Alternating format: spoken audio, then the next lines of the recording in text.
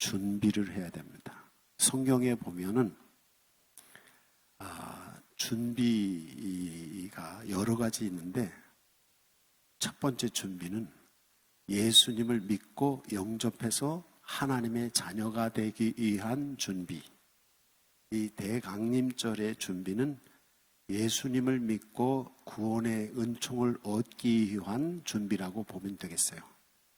그리고 성경에서는 또 종말론적 준비가 있습니다. 그것은 예수님이 재림 심판하실 때에 그때 하나님 품 안에 하늘나라에 가기 위한, 아니면 개인적으로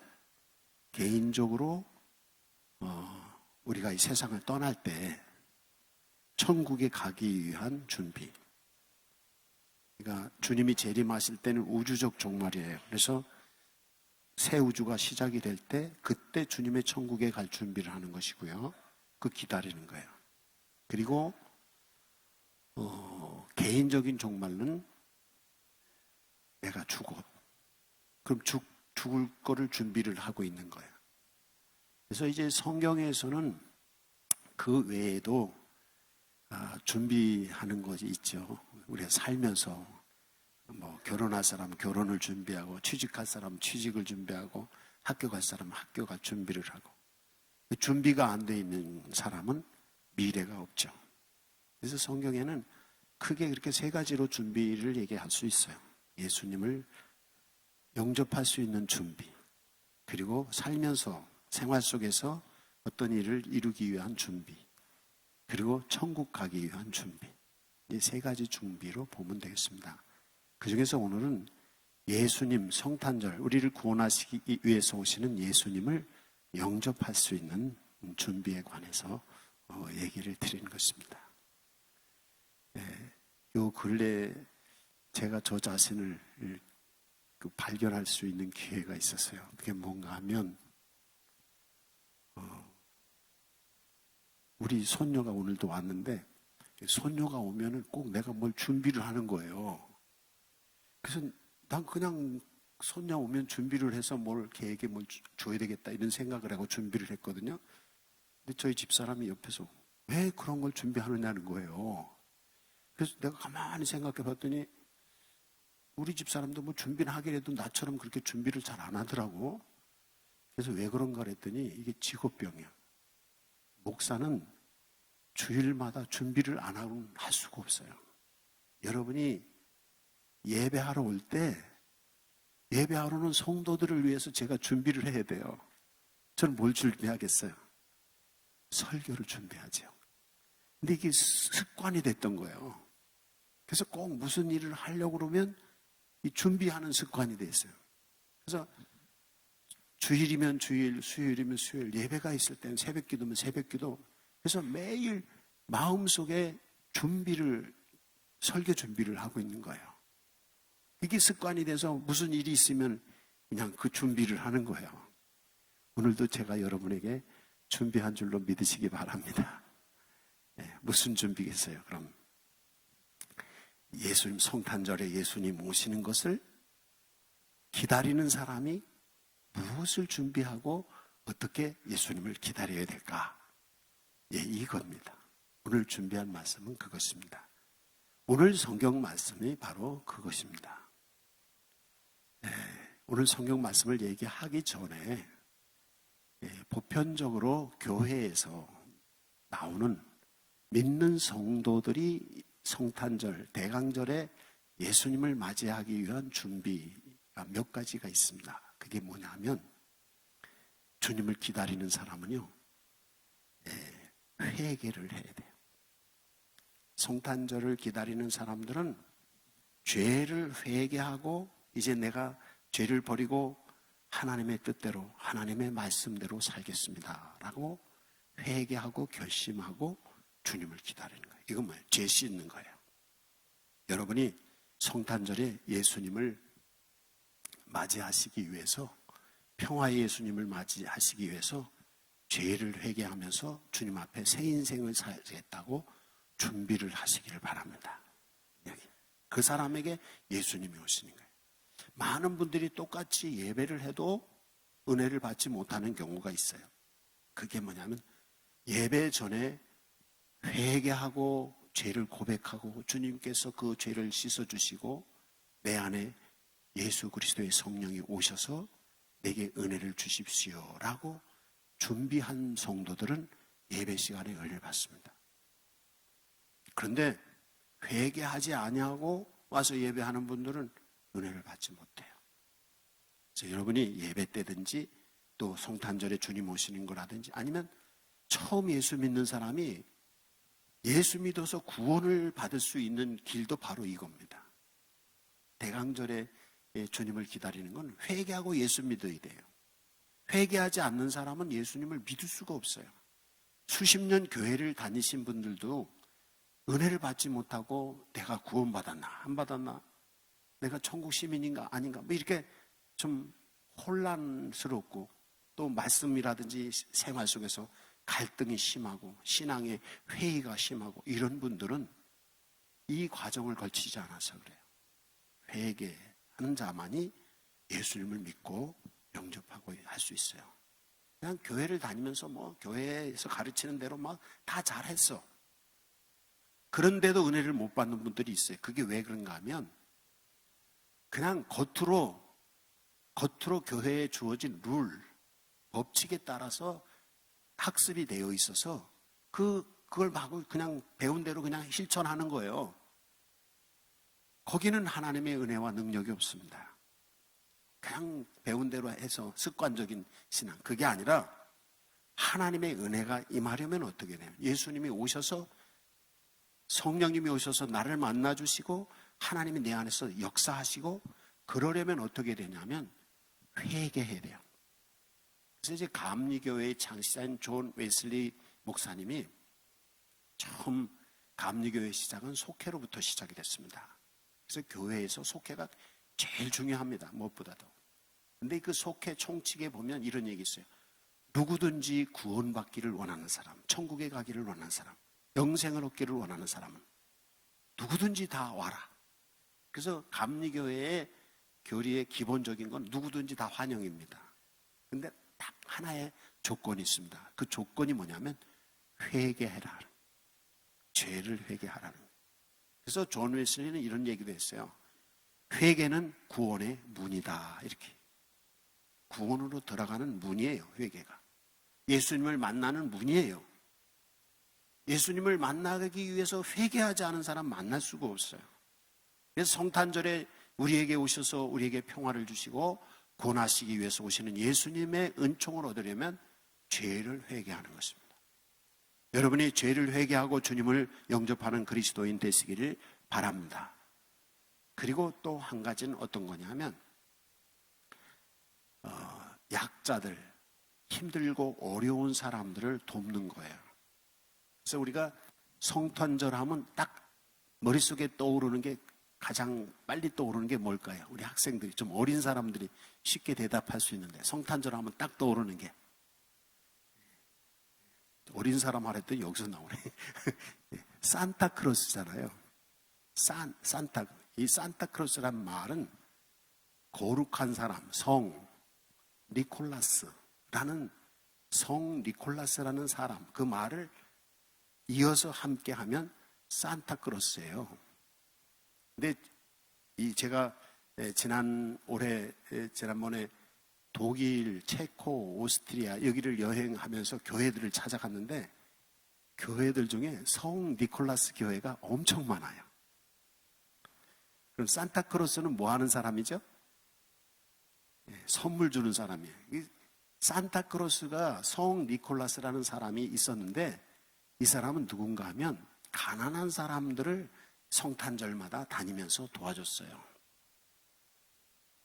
이게 사실은 그냥 성탄절에 엄마 아빠가 주고 누가 뭐 주는 이게 선물이 아니에요. 이 산타크로스 선물은 사실은 가난하고 어려운 사람들에게 찾아가서 그 가난하고 어려운 사람들을 도와주는 거예요.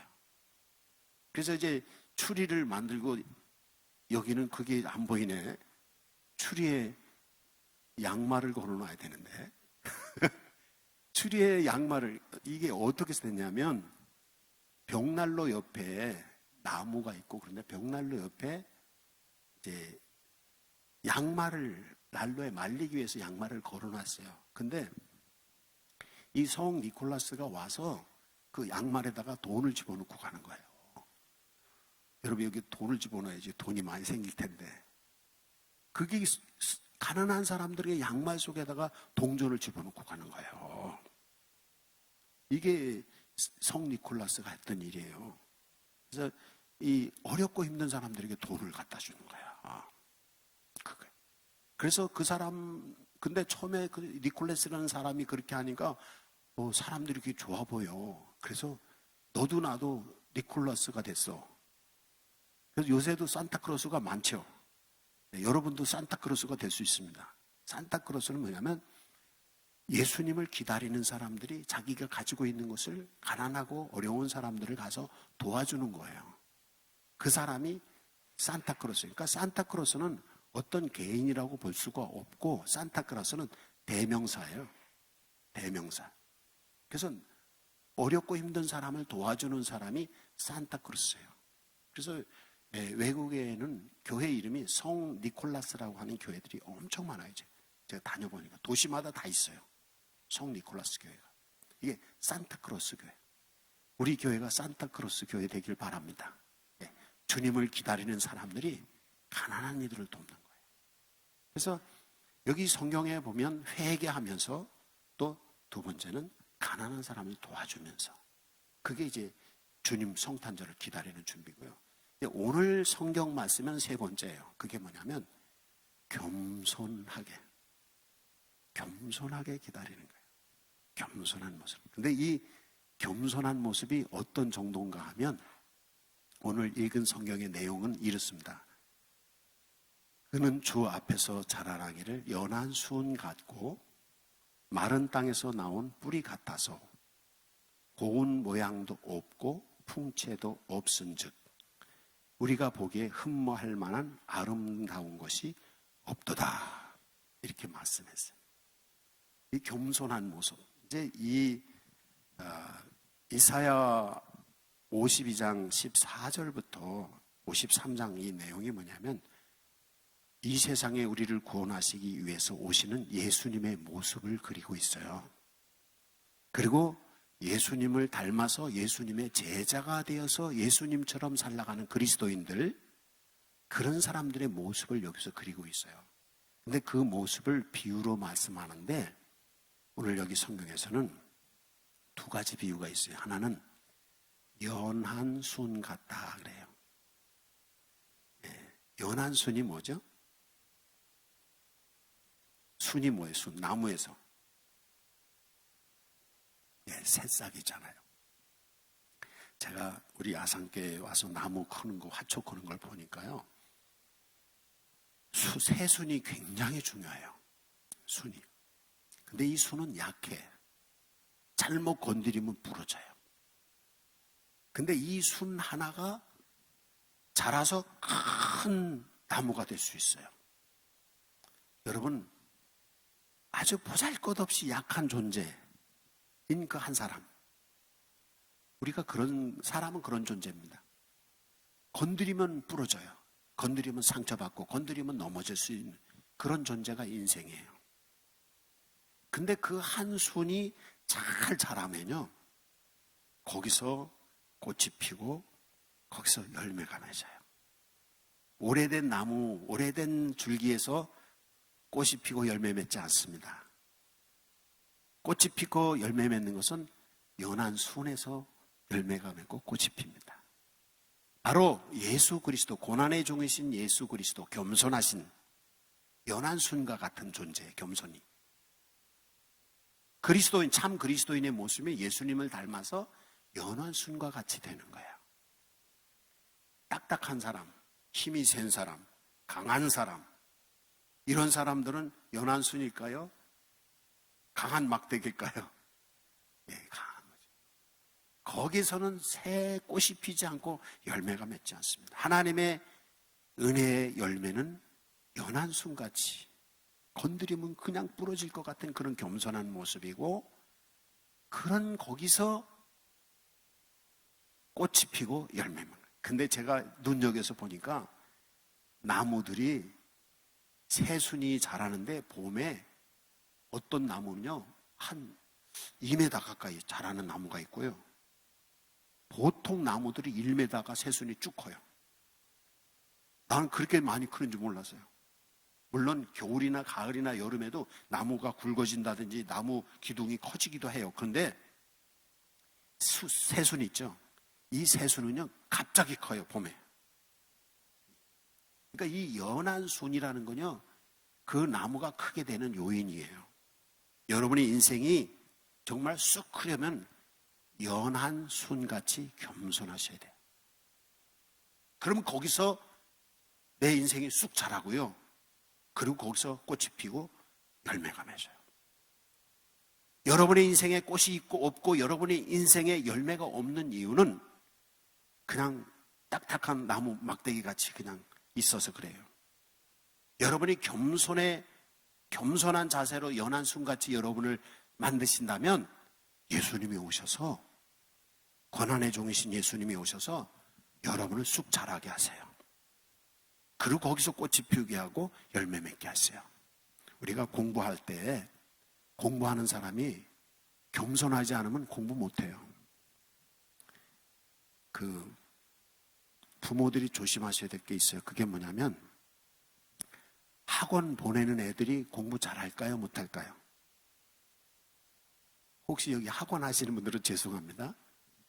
저는 공부 가르치는 것에 대해서 공부를 했었기 때문에 학원을 보내면, 제 이론이에요. 학원을 보내면 공부를 못한다는 이론을 가지고 있어요. 그래서 우리 애들은 학원을 하나도 안 보냈어요.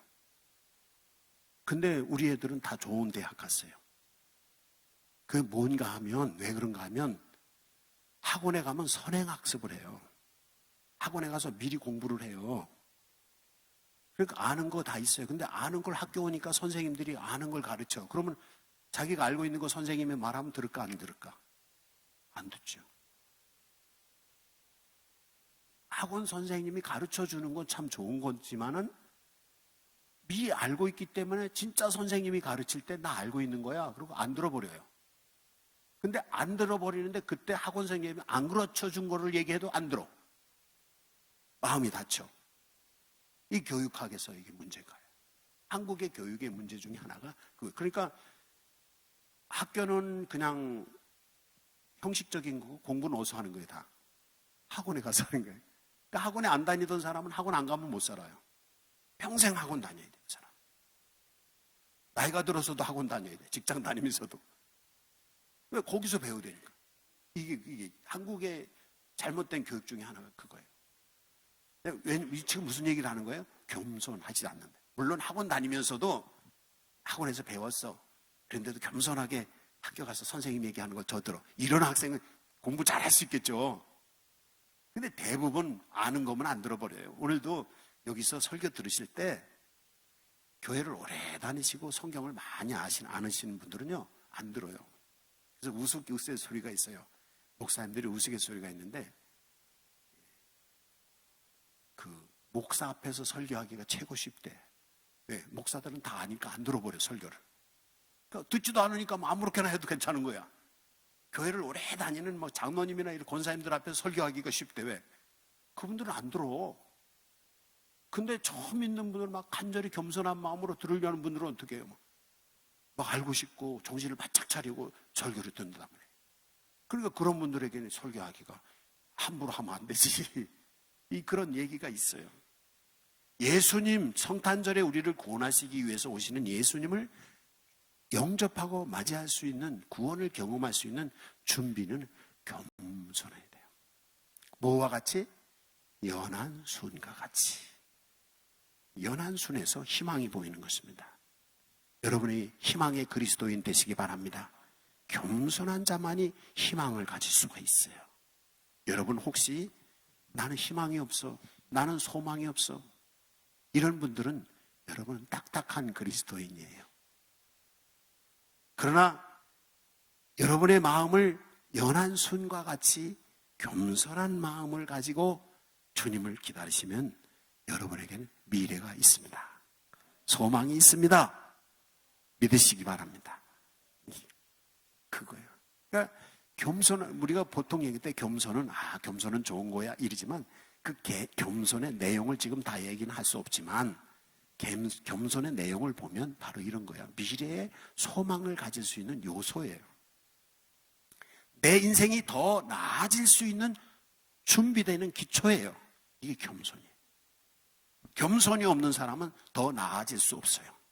겸손이 없는 사람은 더 성장할 수 없고, 겸손이 없는 사람은 더 부자도 될 수 없고, 더 높은 직위에 갈 수도 없어요. 이만큼 겸손이라는 게 미래의 소망을 결정하는 중요한 의미가 있습니다. 근데 이게 연한 순 같은 겸손입니다. 그다음에 오늘 성경에 보면 또 한 가지 예화가 있는데, 그게 예화가 뭐냐면 마른 땅에서 나온 뿌리 같은, 마른 땅에서 나온 뿌리, 이런 거 보셨어요? 나무를 심었는데 나무가 사태가 났어. 그리고 나무가 비가 안 와서 땅이 말랐어. 그래가지고 이 뿌리가 밖으로 튀어나온 거야. 뿌리가 밖으로 튀어나온 나무 보셨어요? 밖으로 튀어나온 나무 뿌리 보셨어요? 모양이 울퉁불퉁하고 막 아주 보기가 안 좋지요. 바로 고난의 종이신 예수님의 모습, 주님을 기다리는 그리스도인의 모습, 예수님의 제자가 된 그리스도의 모습이 어떤 거냐면 겸손하는데 어느 정도 겸손한가 하면 나무 뿌리처럼 울퉁불퉁 못생겼어.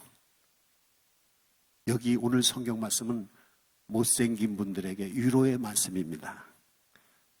어느 정도 여기 나무 뿌리, 울퉁불퉁한 나무 뿌리만큼 못생기신 분은 없는 것 같아. 제가 보니까 다 잘생기셨어요.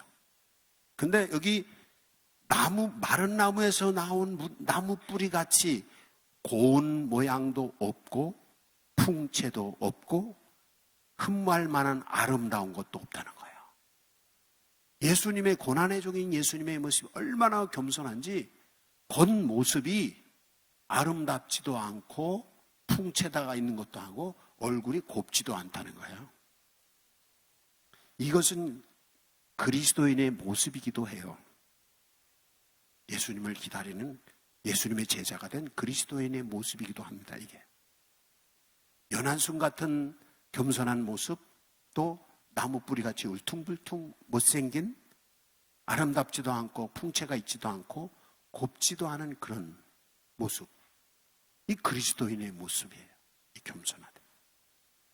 그렇다는 거예요. 여러분이 그렇습니까? 울퉁불퉁 아름답지도 않고 예쁘지도 않고 그리고 풍채도, 나무를 보니까요, 나무를 볼 때 나무 보는 방법을 제가 하나 깨달았어요. 뭐냐면 나무를 볼 때 아름다운 나무가 있어요. 아름다운 나무는 어떤 나무일까요? 꽃이 좋아요.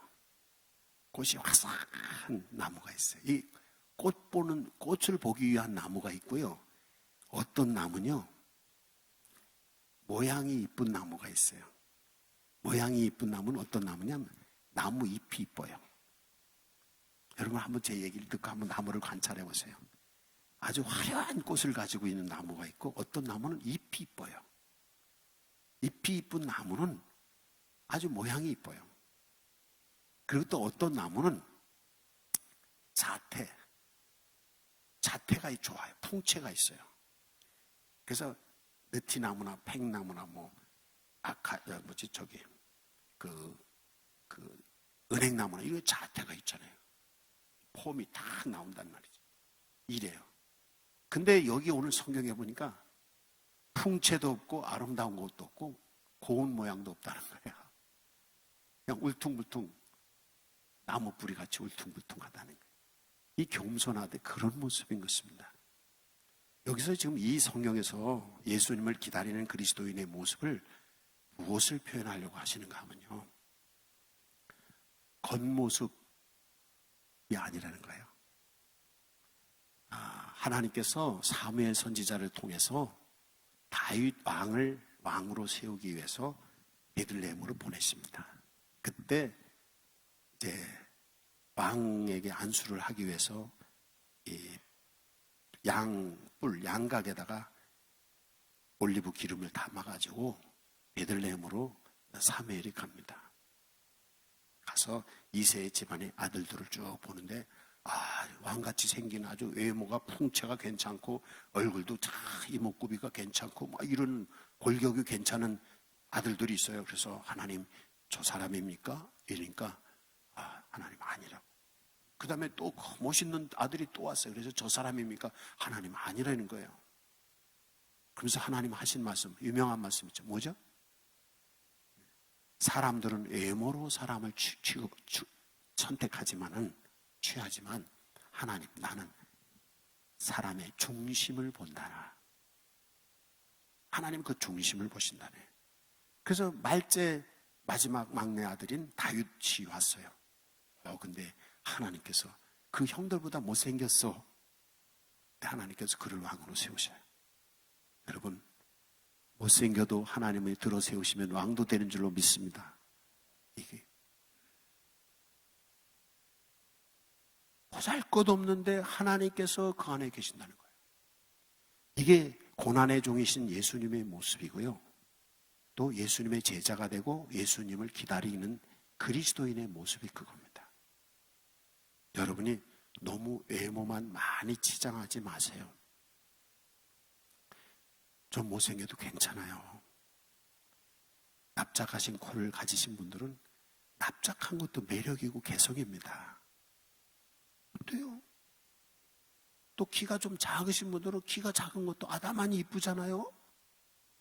키가 또 멀대같이 크신 분들은 커서 멋있어. 또 배가 나오면 배가 나와서 멋있고 날씬하면 날씬해서 멋있어. 하나님이 만드신 대로 다 모양이 있는 거예요. 너무 우리 이 나라의 풍습에는 외모에 너무 치장하는 면이 있어서 교회도 자꾸 외모에 교회에도 외모로 다 해요.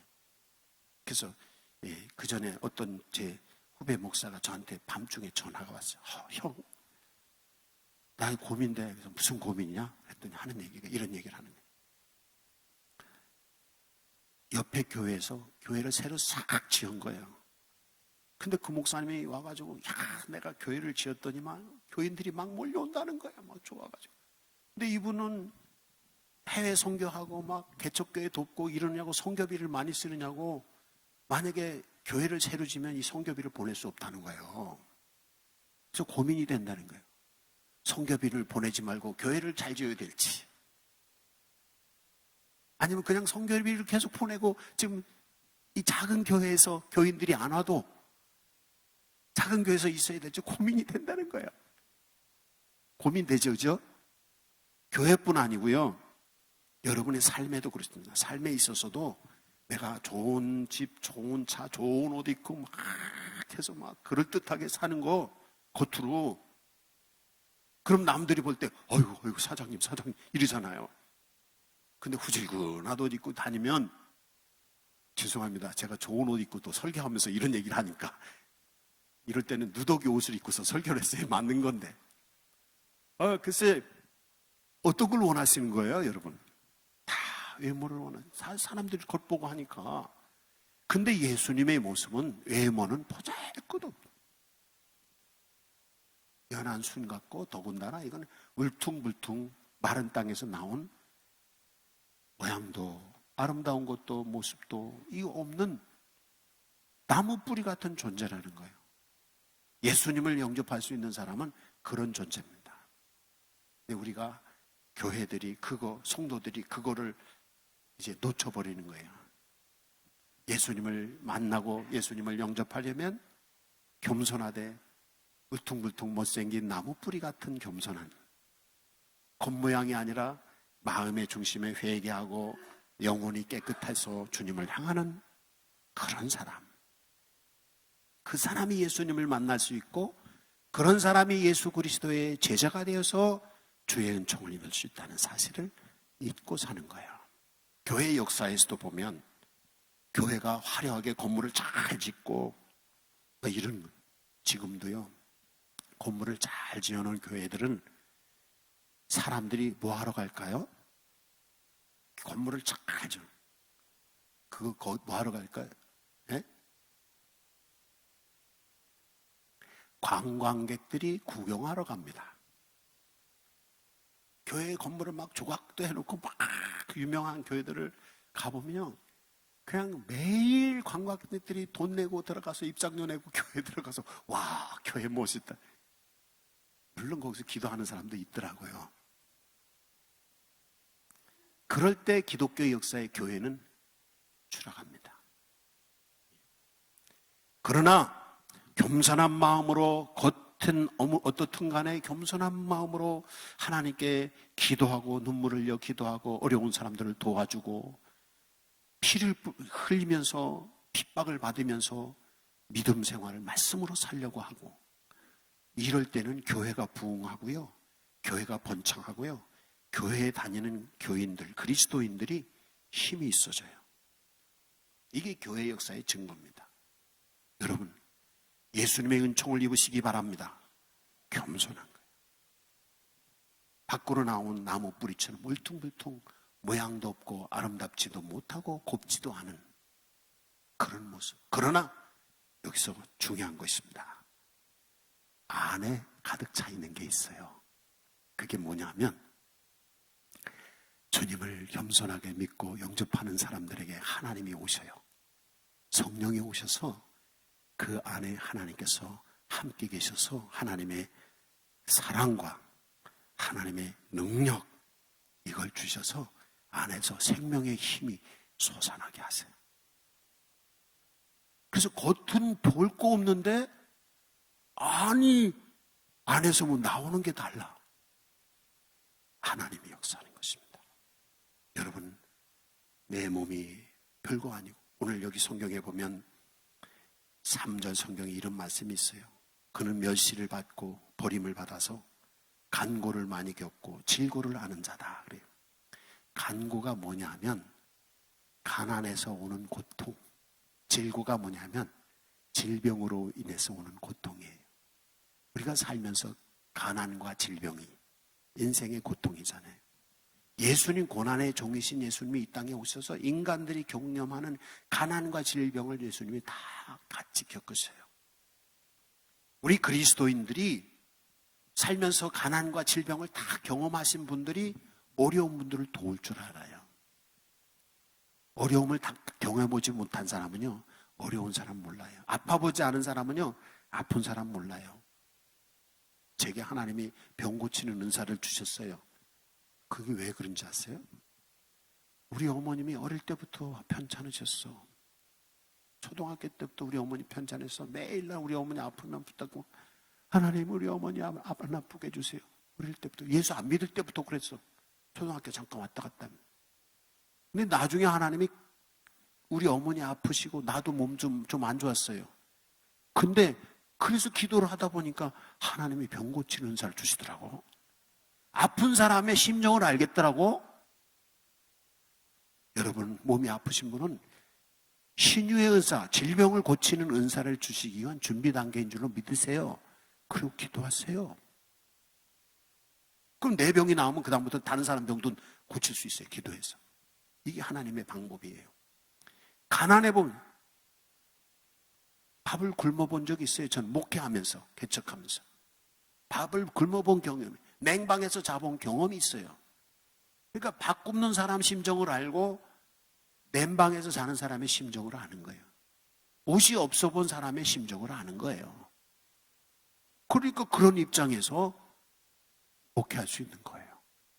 바로 하나님이 우리에게 질고를 주시고 간고를 주시고 사람들에게 버림받고 멸시당하고 모양도 없고 아름다운 것도 없고 고운 모습도 없는 이런 모습이라도 예수님이 오시면 간고와 질고를 다 이기게 하시는 거예요. 우리 안에 오셔서 능력을 주시고 사랑을 주셔서 그것을 이기실 힘이 주셔요. 그걸 일컬어서 성경에서는 형통하게 하신다 그래요. 여러분, 겉모양이 어떠하더라도 여러분이 겸손한 마음으로 주님을 영접하신다면, 회개하면서 주님을 영접하신다면, 그리고 약한 자를 도우면서 주님을 영접하신다면 예수의 사랑과 예수의 능력이 여러분에게 여러분 영혼 속에, 여러분의 속 가운데 임하는 줄로 믿으시기 바랍니다. 큰 능력을 가지는 거예요. 그럴듯하게 옷 차려입고 갔는데 친구들 만났어. 근데 친구들 밥 살 돈이 없는 사람이 있어. 근데 그냥 호름하게 입고 친구들 만나러 갔는데 친구들 밥을 싹 사. 누가 멋있죠? 멋있는 옷 입은 사람이 멋있는 거예요? 친구들한테 밥 한 번 싹 사는 사람이 멋있는 거예요? 대답들을 잘 안 하시네. 여러분, 오늘 여기서 예수, 고난의 종이신 예수님의 모습, 그리고 예수님을 닮은 그리스도인의 모습이 겉모양은 그렇게 별로야. 생긴 것도 그렇고, 그런데 능력이 있어. 요즘 능력이 뭐예요? 돈이 능력이지. 여러분, 하나님이 능력 주셔서, 물질 축복 주셔서 하나님의 귀한 일을 위해서 쓰시는 축복자가 되시기 바랍니다. 바로 예수, 고난의 종이신 예수님, 볼품 없으신데 병들고 가난한 사람들 예수님이 가서 손만 대면 병든 이들이 다 나아. 여러분, 그렇게 되시기 바랍니다. 그렇게 됐어요. 그 전도하세요. 전도하세요. 어렵고 힘든 이들 가서 물질 있으면 물질로 도우면서 전도하시고요. 어렵고 힘든 이들 있으면 가서 기도해주고 병 나음을 통해서 전도하세요. 간고와 질고를, 가난의 고통을, 질병의 고통으로부터 능력 있는 예수님 사랑해. 근데 이 사랑이 어떤 사랑인가 하면 순수한 사랑이에요. 예수님 제자들에게 말씀하신 마태복음 10장 13절에서 비둘기같이 순결하고 뱀같이 지혜로워라. 여기서 저는 이걸 이렇게 좀 적용을 해봐요. 사랑은 순결한 사랑, 비둘기같이 순결한 사랑. 그저 손해보면서도, 고난의 종은요, 자기가 십자가에 달려 죽으시면서 사랑을 주시는 거야. 내가 손해보면서 사랑을 주는 거야. 이 고난의 종 예수님이 순결한 사랑, 뱀 같은 지혜, 지혜로운 능력. 그냥 순결한 사랑만 있으면 바보 취급당해요. 그런데 지혜로운 능력을 가진 사람은 함부로 못합니다. 여러분, 순결한 사랑과 함께 지혜로운 능력의 사람이 되시기 바랍니다. 또 순결한 사랑은 없이 지혜로운 능력만 있는 사람은 어떻게 해요? 순수함이 없어서 잘못될 수가 있어요. 그러나 비둘기같이 순결한 사랑 소유한 그리스도인, 뱀같이 지혜로운 능력을 가진 그리스도인, 거기서 하나님이 형통케 하시고 하나님께서 그렇게 덜 쓰실 거예요. 이게 겉보기에는 그냥 울퉁불퉁 못생긴 예수 그리스도 고난의 종이고, 겉보기에는 그 보잘것없는 그리스도인의 모습이지만 예수의 사랑이, 예수의 능력이 우리 안에 임하니까 그 능력이 역사하는 거예요. 할렐루야. 그렇게 되시기 바랍니다. 너무 멋있지 않아요? 네.